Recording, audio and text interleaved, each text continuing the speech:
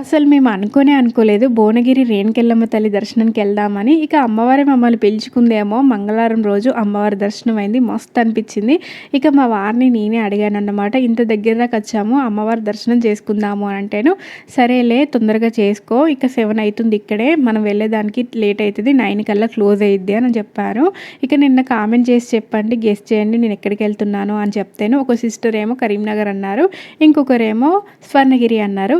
ఇట్లలో ఒకరు కరెక్ట్ అన్నమాట.